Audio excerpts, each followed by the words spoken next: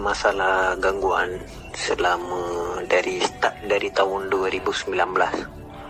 Saya sudah pergi berubat 16 tempat, tapi setiap kali saya pergi berubat, orang cakap macam-macam lah.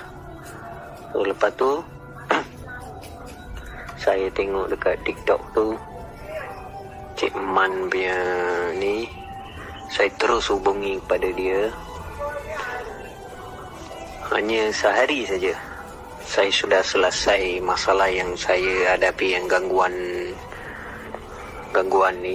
Setiap malam saya tak boleh tidur, padahal saya pergi dekat 16 tempat, sampai dalam hutan punya bomoh pun saya dah pergi tengok. Last kali pergi tengok dia orang pun seminggu je okey. Lepas tu datang balik gangguan tu. Sekarang ni saya berubat dengan Cik Man.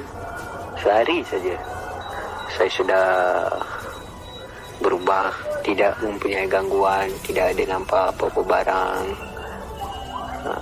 Saya sudah, sekarang ni saya sudah okey lah, tak ada masalah. Saya harap orang yang mempunyai masalah ni pergilah berubat dengan Cik Man ataupun Tok Man, boleh selesai masalah tu.